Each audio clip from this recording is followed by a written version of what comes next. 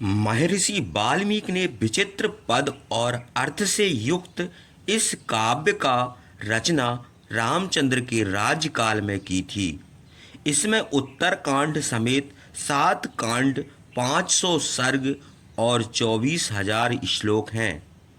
काव्य की रचना करके महर्षि वाल्मीकि सोचने लगे कि अब इसे किसको पढ़ना चाहिए।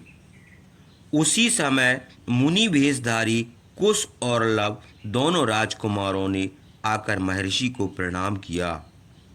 उन्होंने यश भी, धर्मज्ञ, मेधावी, वेदनिष्ठ दोनों राजकुमारों को देखकर और उनको स्वयं संपन्न जानकर वेदार्थ प्रतिपादक अपना ग्रंथ उनको दे दिया।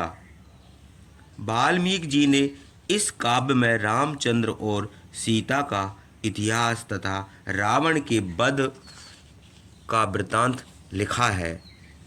यह पढ़ने और गाने में मधुर तथा गान विद्या के तीनों प्रमाणों द्रुत, मध्य, विलंबित और सातों स्वर निषाद, ऋषभ, गंधार, षटज, मध्यम, धैवत और पंचम से युक्त है। इसके श्लोक वीणा आदि बजाकर गाने योग है। इस काव्य में श्रृंगार, करुणा, हास, रौद्र, भयानक, वीर, भीवश, अद्भुत और शांत इन सब रसों का समावेश है।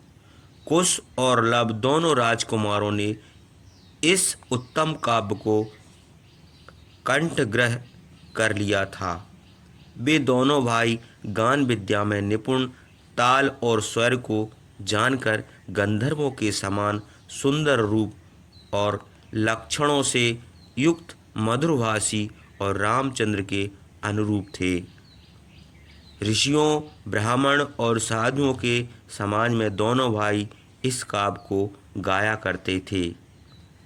एक बार रामचंद्र जी के यशमेघ यज्ञ में महात्मा ऋषियों के सामने दोनों राजकुमारों ने इस काव्य को गाया था। इसे सुनकर उनके गाने की मधुरता और श्लोकों की विशेषता से उपस्थित मुनिगण बड़े प्रसन्न हुए। हर्ष के मारे धर्मात्मा ऋषियों की आंखों से आंसू भर आए और बड़े आश्चर्य के साथ सब महर्षि कुश और लव की प्रशंसा करने लगे। ऋषियों ने कहा कि बीती हुई बातों को इन बालकों ने प्रत्यक्ष की तरह दिखा दिया। इस प्रकार ऋषियों द्वारा प्रशंसित हो दोनों राजकुमारों ने और भी अधिक मधुर से गाया, जिसे सुनकर महर्षियों ने बड़ी प्रशंसा की। बालकों का मधुर गान सुनकर किसी मुनि ने प्रसन्न होकर उनको अपना कलश दिया।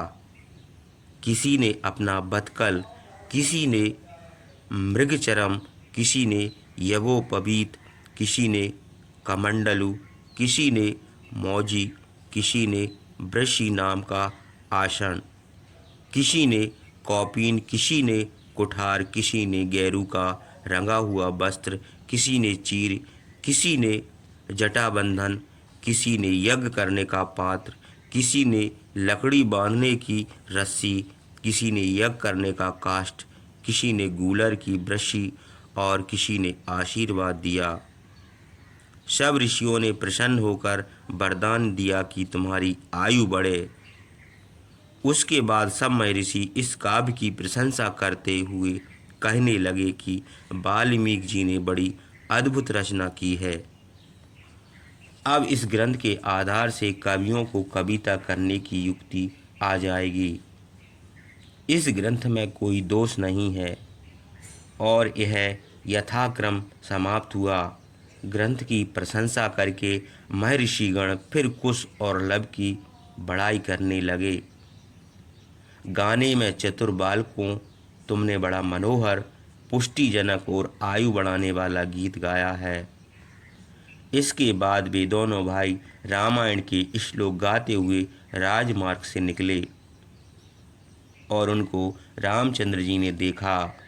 शत्रुनाशन रामचंद्र ने कुश और लव दोनों भाइयों को अपने घर में लाकर उनका बड़ा सत्कार किया। फिर वे सुवर्णमय सिंहासन पर बैठकर अपने भाइयों और मंत्रियों सहित उन रूपवान बालकों को देखकर कहने लगे कि इन देवतुल्य तेजस्वी गायकों के गाए हुए इतिहास को सुनो। इसमें कैसे विचित्र पद और अर्थ हैं। श्री रामचंद्र जी ने अपने भाइयों से यह कहकर उन बालकों को गाने की आज्ञा दी। तब वे राजकुमार वीणा के स्वर के समान मधुर स्वर से गाने लगे।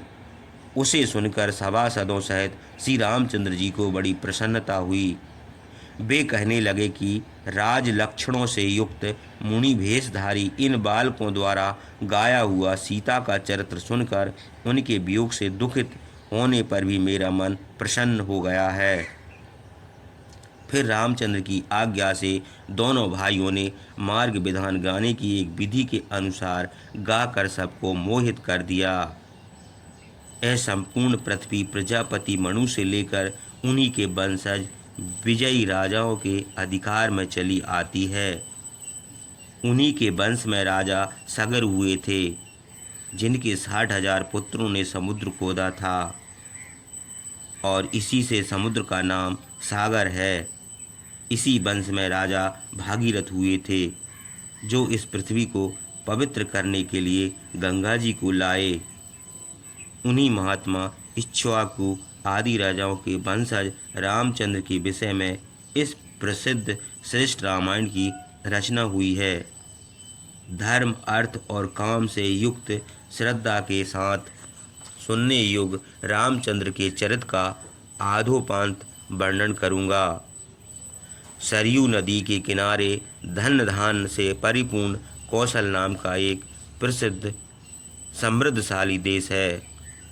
उस देश में अयोध्या नाम की एक प्रसिद्ध नगरी है, जिसे महाराज मनु ने बसाई थी। वह नगरी 12 योजन 48 कोस लंबी और 3 योजन 12 कोस चौड़ी है। उसमें बहुत सी बड़ी बड़ी सड़कें हैं। उन सड़कों पर प्रतिदिन छिड़काव होता है और वे फूलों की मालाओं से शोभित रहती हैं। स्वर्ग के समान उस नगरी में राज की वृद्धि करने वाले इंद्रतुल्य राजा दशरथ राज करते थे। होशियार कारीगरों से बनाई हुई उस नगरी में अनेक किवाड़, तोरण, बाजरे, यंत्र और अस्त्र शस्त्र थे। उस नगरी में ऊंचे महलों पर ध्वजाएं शोभित थीं। अनेक सूत मागध निवास करते थे और असंख्य तोपें लगी हुई थीं। उसके चारों ओर भारी प्रकार था। जगह जगह पर आम के बगीचे शोभित थे और कहीं कहीं स्त्रियों का नाट्यशालाएं थीं। उसके चारों ओर साल के वृक्ष थे और इतनी गहरी खाई थी जिसके कारण शत्रु उसमें प्रवेश नहीं कर सकते थे। उसमें हाथी, घोड़े, गाय, बैल, ऊंट और गधे आदि अनेक प्रकार के पशु थे। वहाँ महाराज दशरथ को कर देने वाले अनेक सामंत राजा निवास करते और उनके देश के व्यापारी व्यापार करते थे। वहाँ पर्वत के समान ऊंचे रत्न जड़त राजमहल और स्त्रियों की क्रीड़ा करने के अनेक स्थान थे। अमरावती के समान वह नगरी अनेक रत्नों और श्रेष्ठ इत्र से शोभित थी। रत्न जड़त विमान गृह, ऊंचे घर स्थान स्थान पर शोभित थे। उसकी भूमि समतल थी और बस्ती बहुत घनी थी। स्थान स्थान पर धान के चावलों के ढेर लगे थे और कुओं का पानी ईख की रस्सी के समान मीठा था।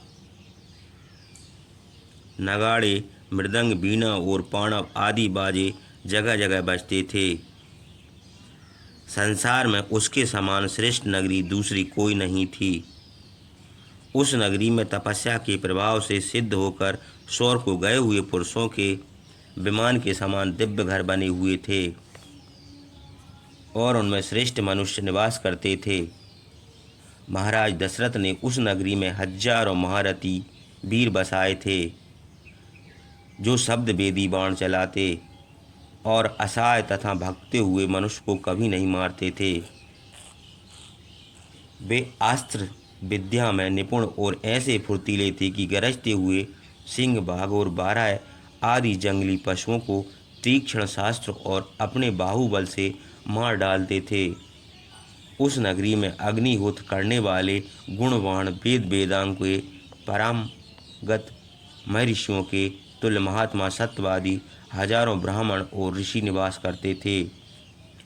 उस अयोध्यापुरी में वेद के विद्वान, सब वस्तुओं का संग्रह करने वाले, दूरदर्शी, महातेजस्वी, नगर निवासी तथा देशवासी, प्रजा के प्रिय, इक्ष्वाकुवंशी, महारथी, अनेक यज्ञ करने वाले, धर्मात्मा, सबको अपने बस में रखने वाले, राज ऋषि और महर्षि के समान, तीनों लोकों में प्रसिद्ध, पराक्रमी, शत्रु रहे सबके मित्र, जितेंद्र, धन तथा अन्य वस्तुओं का संग्रह करने में इंद्र और कुबेर के समान महाराज दशरथ उसी प्रकार प्रजा का पालन करते थे जिस प्रकार महातेजस्वी मनु इस लोक का पालन कर गए हैं।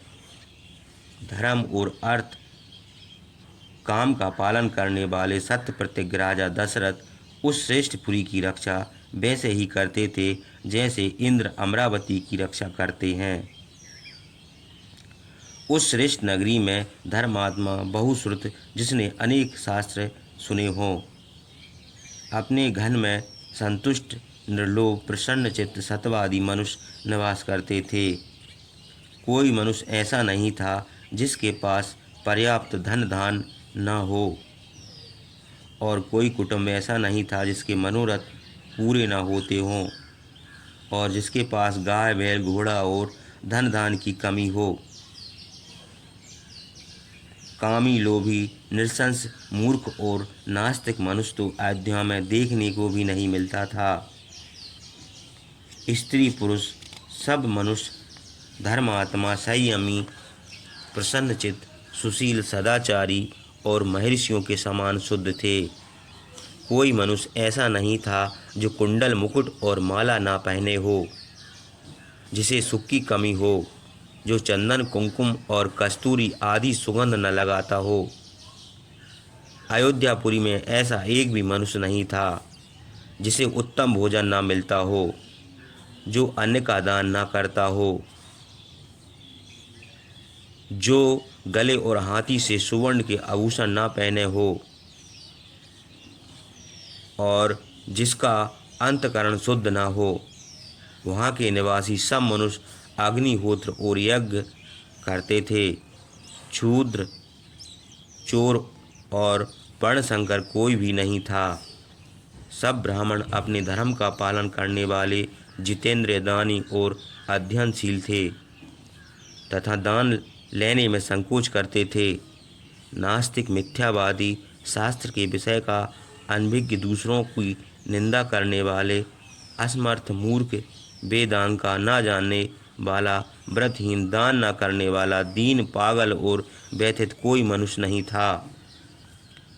कोई स्त्री, पुरुष, निर्धन या कुरूप नहीं था, और ऐसा एक भी मनुष्य था जो राजभक्त न हो।